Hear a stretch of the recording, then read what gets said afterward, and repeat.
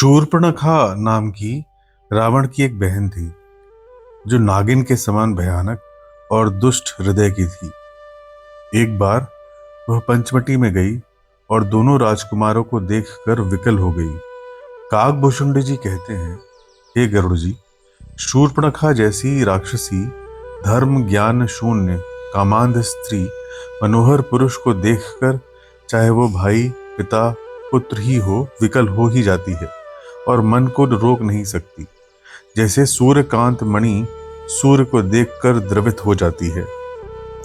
वह सुंदर रूप धरकर प्रभु के पास जाकर और बहुत मुस्कुराकर वचन बोली, न तो तुम्हारे समान कोई पुरुष है, न मेरे समान स्त्री। विधाता ने यह संयोग बहुत विचार कर रचा है। मेरे योग्य पुरुष जगत भर में नहीं है। मैंने तीनों लोगों को खोज कर देखा, इसी से मैं अब तक कुंवारी रही। अब तुमको देखकर कुछ मन माना है। सीता जी की ओर देखकर प्रभु ने कहा कि मैं तो शादीशुदा हूँ, तुम मेरे भाई लक्ष्मण के पास जाओ। जब वो लक्ष्मण के पास गई तो उन्होंने शत्रु की बहन समझकर और प्रभु की ओर देखकर कोमल वाणी से बोला कि हे सुंदरी, मैं तो उनका दास हूँ, मैं पराधीन हूँ, अतः तुम्हें सुख न होगा। प्रभु समर्थ हैं, कौशलपुर के राजा हैं, वे जो कुछ करें उन्हें सब जचता है। सेवक सुख चाहे, भिखारी सम्मान चाहे, व्यसनी धन और व्यभिचारी शुभ गति चाहे, लोभी यश चाहे और अभिमानी चारों फल, अर्थात अर्थ, धर्म, काम और मोक्ष, तो ये सब प्राणी आकाश को धोकर दूध लेना चाहते हैं। वह लौटकर फिर श्री राम के पास आई। प्रभु ने फिर उसे लक्ष्मण जी के पास भेज दिया। इस बार लक्ष्मण जी बोले, तुम्हें वही वरेगा जो लज्जा को तृण तोड़कर त्याग दे। तब वो खिसियाई हुई श्री राम के पास गई और उसने अपना भयंकर रूप प्रकट किया। सीता जी को भयभीत देखकर श्री राम ने लक्ष्मण जी की ओर इशारा किया। लक्ष्मण जी ने बड़ी फुर्ती से शूर्पणखा को बिना नाक कान का कर दिया। बिना नाक कान के वो विकराल हो गई। उसके शरीर से रक्त इस प्रकार बहने लगा मानो काले पर्वत से गेरू की धारा बह रही हो। वह विलाप करती हुई खरदूषण के पास गई और बोली, हे भाई, तुम्हारे पौरुष को धिक्कार है, तुम्हारे बल को धिक्कार है। शूर्पणखा से सारा वृतांत सुनकर खरदूषण ने राक्षसों की सेना तैयार की।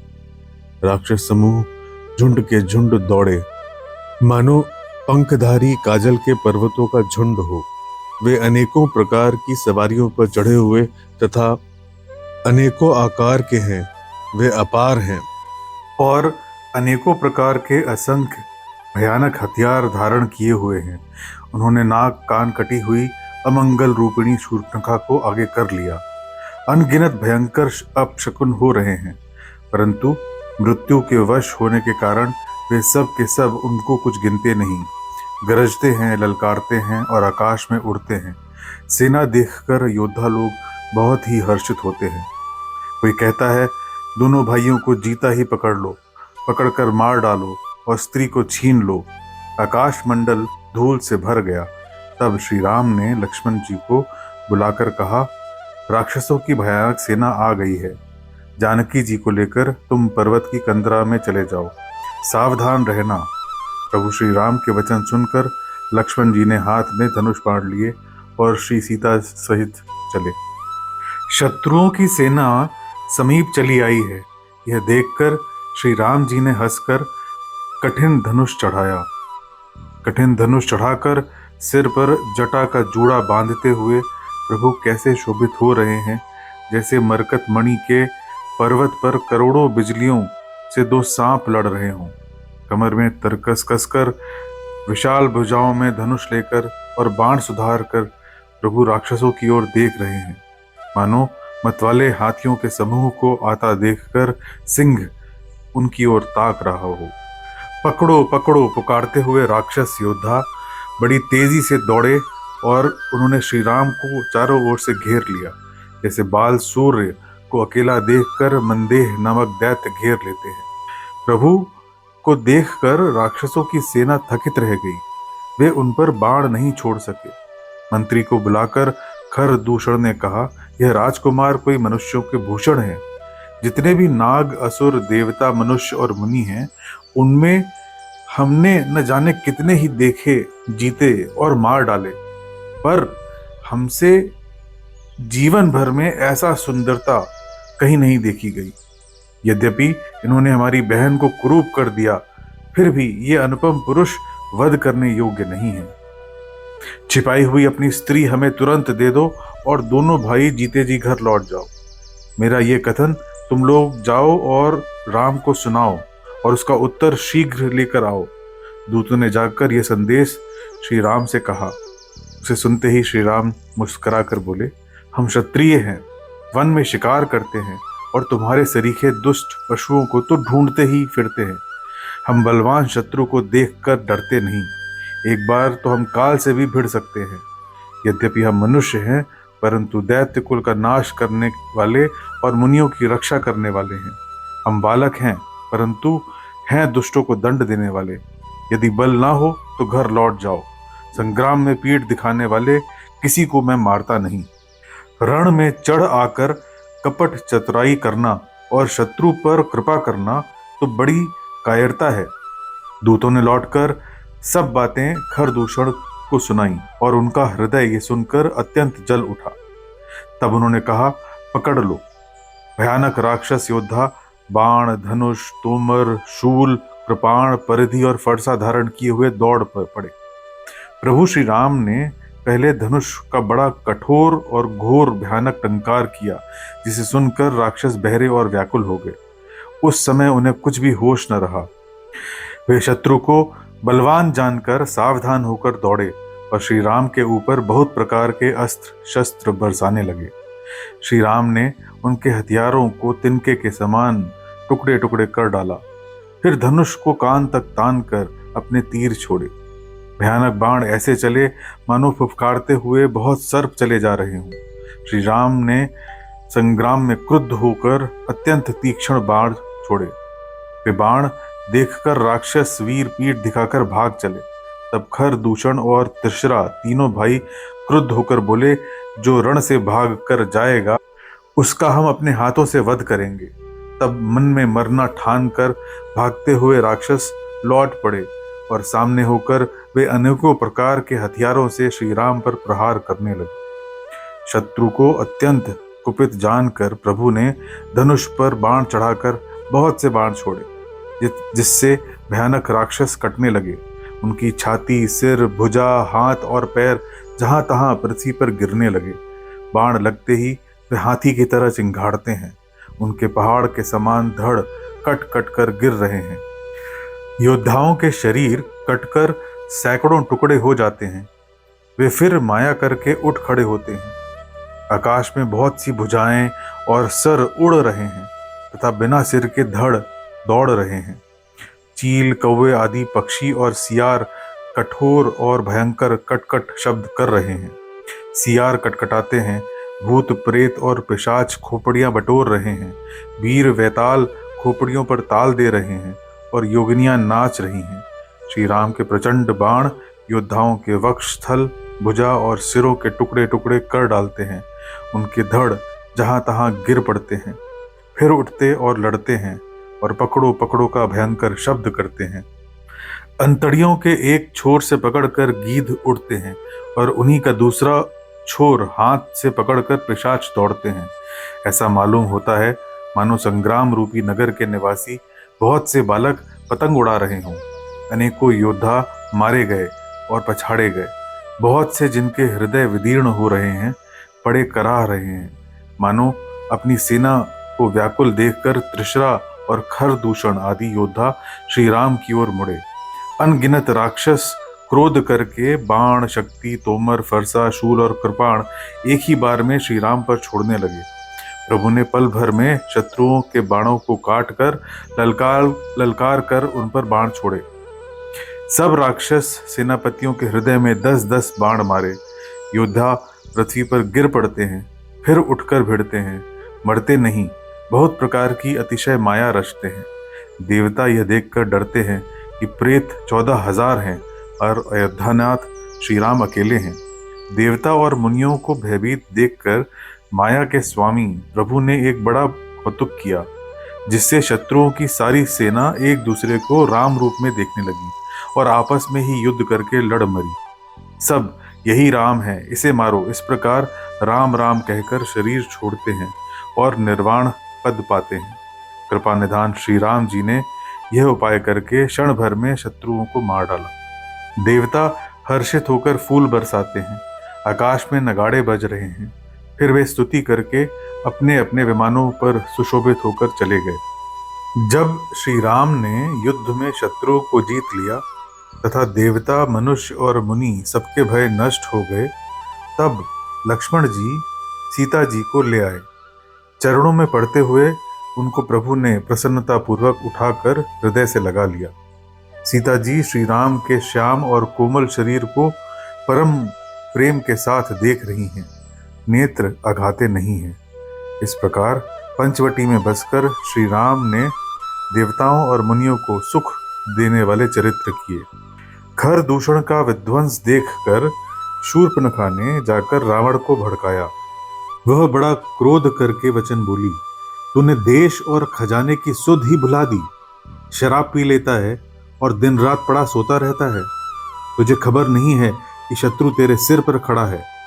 नीति के बिना राज्य और धर्म के बिना धन प्राप्त करने से, भगवान को समर्पण किए बिना उत्तम कर्म करने से और विवेक उत्पन्न किए बिना विद्या पढ़ने से परिणाम में श्रम ही हाथ लगता है। विषयों के संग से सन्यासी, बुरी सलाह से राजा, मान से ज्ञान, मदिरापान से लज्जा, नम्रता के बिना प्रीति और मद से गुणवान शीघ्र ही नष्ट हो जाते हैं। इस प्रकार नीति मैंने सुनी है। शत्रु, रोग, अग्नि, पाप, स्वामी और सर्प को छोटा नहीं समझना चाहिए। ऐसा कहकर शूर्पणखा अनेक प्रकार से विलाप करके रोने लगी। रावण की सभा के बीच वह व्याकुल होकर पड़ी हुई बहुत प्रकार से रो रो कर कह रही है कि अरे दशग्रीव, तेरे जीते जी मेरी क्या ऐसी दशा होनी चाहिए। शूर्पणखा के वचन सुनकर सभासद उकला उठे। उन्होंने शूर्पणखा की बाह पकड़कर उसे उठाया और समझाया। लंकापति रावण ने कहा, अपनी बात तो बता, किसने तेरे नाक कान काट लिए। वो बोली, अयोध्या के राजा दशरथ के पुत्र, जो पुरुषों में सिंह के समान हैं, वन में शिकार खेलने आए हैं। मुझे उनकी करनी ऐसी समझ पड़ी कि वे पृथ्वी को राक्षसों से रहित कर देंगे। जिनकी भुजाओं का बल पाकर हे दशमुख मुनि लोग वन में निर्भय होकर विचरने लगे हैं, वे देखने में तो बालक हैं, पर हैं काल के समान। वे परम धीर, श्रेष्ठ धनुर्धर और अनेक गुणों से युक्त हैं। दोनों भाइयों का बल और प्रताप अतुलनीय है।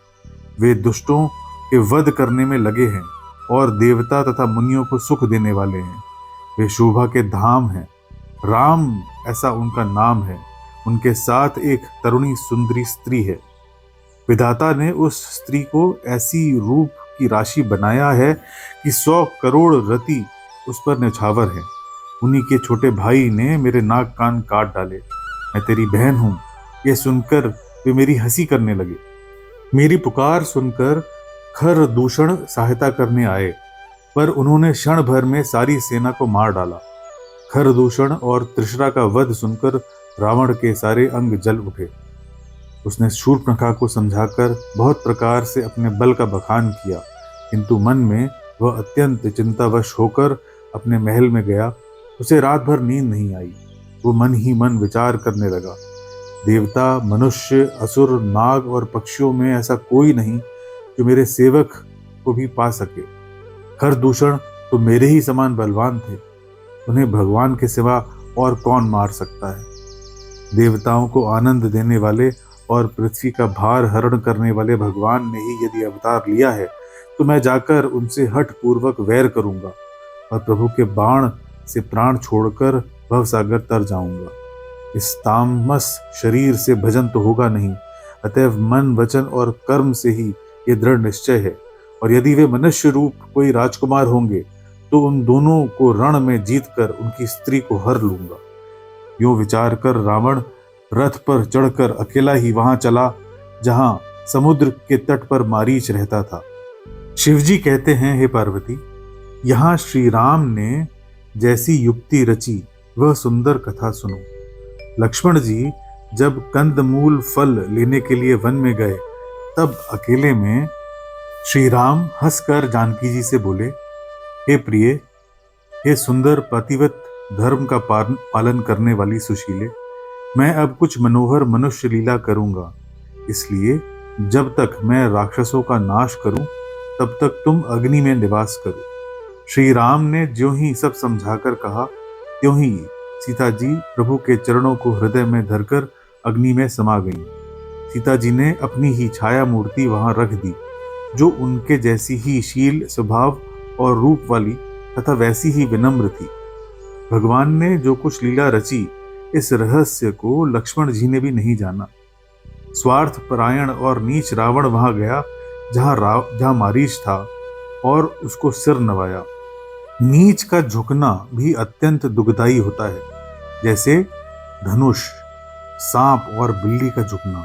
हे भवानी, दुष्ट की मीठी वाणी भी भय देने वाली होती है, जैसे बिना ऋतु का फल। तो मारीच ने उसकी पूजा करके आदर पूर्वक पूछा कि हे तात, आपका मन किस कारण इतना अधिक व्यग्र है और आप अकेले आए हैं? भाग्यहीन रावण ने सारी कथा अभिमान सहित उसके सामने कही और फिर कहा, तुम छल करने वाले कपट मृग बनो, जिस उपाय से मैं उस राजवधु को हर लाऊं। तब मारीच ने कहा, हे दशशीष, सुनिए, वे मनुष्य रूप में चराचर के ईश्वर हैं। हे तात, उनसे वैर न कीजिए। उन्हीं के मारने से मरना और उनके जलाने से जीना होता है। यही राजकुमार मुनि विश्वामित्र के यज्ञ की रक्षा करने गए थे। उस समय श्री राम ने बिना फल का बाण मुझे मारा था, जिससे मैं क्षण भर में 100 योजन पर आकर गिरा। उनसे बैर करने में भलाई नहीं है। मेरी दशा तो भृंगी के कीड़े सी हो गई है। अब मैं जहां तहां श्री राम लक्ष्मण दोनों भाइयों को ही देखता हूं। पर हे तात, यदि वे मनुष्य हैं तो भी बड़े शूरवीर हैं। उनसे विरोध करने में पूरा न पड़ेगा। जिसने ताड़का का और सुबाहु को मार कर शिव जी का धनुष तोड़ दिया और खर, दूषण और त्रिशरा का वध कर डाला, ऐसा प्रचंड बलि भी कहीं मनुष्य हो सकता है। अतः अपने कुल की कुशल विचार कर आप घर लौट जाइए। यह सुनकर रावण जल उठा और उसने बहुत से दुर्वचन कहे। रावण कहता है, अरे मूर्ख, तू गुरु की तरह मुझे ज्ञान सिखाता है। बता तो, संसार में मेरे समान योद्धा कौन है?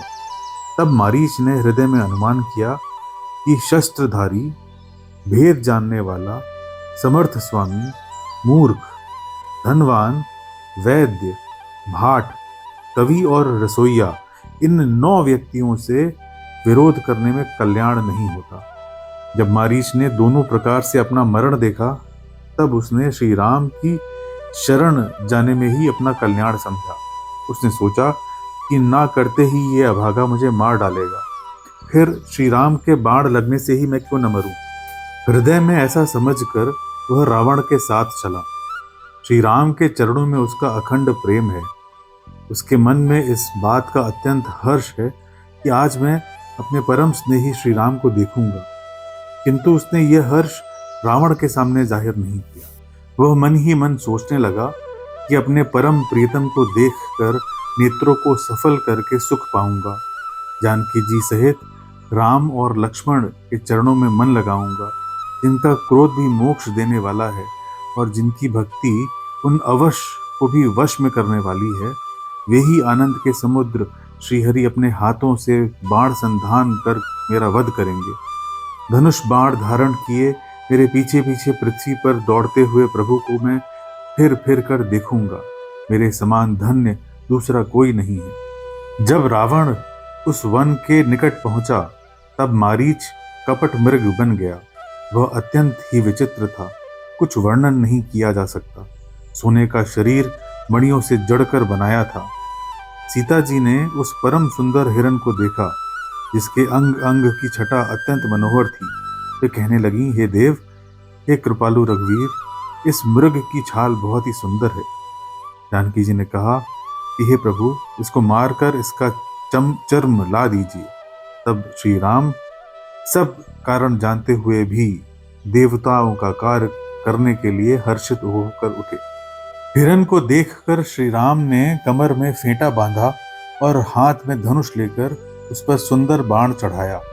फिर प्रभु ने लक्ष्मण जी को समझाकर कहा कि हे भाई, वन में बहुत से राक्षस फिरते हैं। तुम बुद्धि और विवेक के द्वारा बल और समय का विचार करके सीता की रखवाली करना। प्रभु को देखकर मृग भाग चला। श्री राम भी धनुष चढ़ाकर उसके पीछे दौड़े। वेद जिनके विषय में नेति नेति कहकर रह जाते हैं और शिवजी भी जिनके ध्यान में नहीं पाते, वे ही श्री राम जी माया से बने हुए मृग के पीछे दौड़ रहे हैं। वह कभी निकट आ जाता है और फिर कभी दूर भाग जाता है, कभी तो प्रकट हो जाता है और कभी छिप जाता है। इस प्रकार प्रकट होता और छिपता हुआ तथा बहुतेरे छल करता हुआ वो प्रभु को दूर ले गया। तब श्री राम ने तक कर कठोर बाण मारा, जिसके लगते ही वो घोर शब्द करके पृथ्वी पर गिर पड़ा। पहले लक्ष्मण जी का नाम लेकर उसने पीछे मन में श्री राम का स्मरण किया। प्राण त्याग करते समय उसने अपना राक्षसी शरीर प्रकट किया और प्रेम सहित श्री राम का स्मरण किया। सुजान श्री राम ने उसके हृदय के प्रेम को पहचान कर उसे वह गति दी जो मुनियों को भी दुर्लभ है। दुष्ट मारीच को मारकर श्री राम तुरंत लौट पड़े। हाथ में धनुष और कमर में तरकस शोभा दे रहा है। इधर जब सीता जी ने दुख भरी वाणी सुनी तो वे बहुत ही भयभीत होकर लक्ष्मण जी से कहने लगी, तुम शीघ्र जाओ, तुम्हारे भाई बड़े संकट में हैं। लक्ष्मण जी ने हंसकर कहा, हे माँ, जिनकी भ्रुकुटी विलास मात्र से सृष्टि का लय हो जाता है, वे श्री राम क्या स्वप्न में भी संकट में पड़ सकते हैं। इस पर जब सीता जी ने कुछ मर्म वचन कहे तब भगवान की प्रेरणा से लक्ष्मण जी का मन भी चंचल हो उठा। वे सीता जी को वन और दिशाओं के देवताओं को सौंप कर वहां चले जहां रावण रूपी चंद्रमा के लिए राहु रूप श्री राम थे। रावण सूना मौका देखकर सन्यासी के वेश में सीता जी के समीप आया, जिसके डर से देवता और दैत्य इतना डरते हैं कि रात को नींद नहीं आती और दिन में अन्न नहीं खाते। वही 10 सिर वाला रावण कुत्ते की तरह इधर उधर ताकता हुआ चोरी के लिए चला। काकभुषुंडी जी कहते हैं, हे गरुड़ जी, इस प्रकार कुमार पर पैर रखते ही शरीर में तेज तथा बुद्धि एवं बल का लेश भी नहीं रह जाता। रावण ने अनेकों प्रकार की सुहावनी कथाएं रचकर सीता जी को राजनीति, भय और प्रेम दिखलाया। सीता जी ने कहा, हे यति गोसाई, तुमने तो दुष्ट की तरह वचन कहे। तब रावण ने अपना असली स्वरूप दिखलाया और जब नाम सुनाया तब सीता जी भयभीत हो गईं। उन्होंने गहरा धीरज धरकर कहा, अरे दुष्ट, खड़ा तो रह, प्रभु आ गए। जैसे सिंह की स्त्री को कुछ खरगोश चाहे, वैसे ही अरे राक्षस राज, तू काल के वश हुआ है। यह वचन सुनते ही रावण को क्रोध आ गया, परंतु मन में उसने सीता जी के चरणों की वंदना करके सुख माना। फिर क्रोध में भरकर रावण ने सीता जी को रथ में बैठा लिया और वह बड़ी उतावली के साथ आकाश मार्ग से चला, किंतु डर के मारे उससे रथ हाँका नहीं जाता था। सीता जी विलाप कर रही थीं, हा जगत के अद्वितीय वीर श्री राम, आपने किस अपराध से मुझ पर दया भुला दी। हे दुखों के हरने वाले, हे शरणागत को सुख देने वाले, हा रघुकुल रूपी कमल के सूर्य, हा लक्ष्मण, तुम्हारा दोष नहीं है। मैंने क्रोध किया और उसका फल पाया। श्री जानकी जी बहुत प्रकार से विलाप कर रही हैं। हाय, प्रभु की कृपा तो बहुत है, परंतु इसने ही प्रभु बहुत दूर रह गए हैं। प्रभु को मेरी यह विपत्ति कौन सुनाए। यज्ञ के अन्न को गधा खाना चाहता है। सीता जी का भारी विलाप सुनकर जड़ चेतन सभी जीव दुखी हो गए। गीधराज जटायु ने सीता जी की दुख बड़ी वाणी सुनकर पहचान लिया कि ये रघुकुल तिलक श्री राम की पत्नी है। उसने देखा कि नीच राक्षस इनको बुरी तरह लिए जा रहा है, जैसे कपिला गाय म्लेच्छ के पाले पड़ गई हो। वो बोला, हे सीते पुत्री, भय मत कर, मैं इस राक्षस का नाश करूंगा। यह कहकर वो पक्षी क्रोध में भरकर कैसे दौड़ा, जैसे पर्वत की ओर वृज छूटता हो।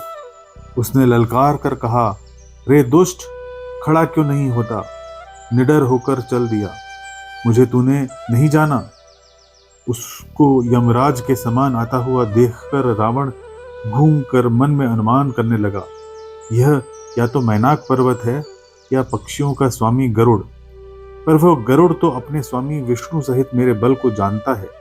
कुछ पास आने पर रावण ने उसे पहचान लिया और बोला, यह तो बूढ़ा जटायु है, ये मेरे हाथ रूपी तीर्थ में शरीर छोड़ेगा। ये सुनते ही गीध क्रोध में भरकर बड़े वेग से दौड़ा और बोला, रावण, मेरी सिखावन सुन, जानकी जी को छोड़कर कुशल पूर्वक अपने घर चला जा, नहीं तो हे बहुत भुजाओं वाले, ऐसा होगा कि श्री राम के क्रोध रूपी अत्यंत भयानक अग्नि में तेरा सारा वंश पतिंगा होकर भस्म हो जाएगा। योद्धा रावण कुछ उत्तर नहीं देता। तब गीध क्रोध करके दौड़ा। उसने रावण के बाल पकड़कर उसे रथ के नीचे उतार लिया। रावण पृथ्वी पर गिर पड़ा। गीध सीता जी को एक ओर बिठाकर फिर लौटा और चोंचों से मार मार कर रावण के शरीर को विदीर्ण कर डाला। इससे उसे एक घड़ी के लिए मूर्छा हो गई।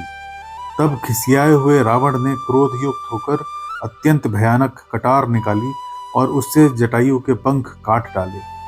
जटायु श्री राम की अद्भुत लीला का स्मरण करके पृथ्वी पर गिर पड़ा।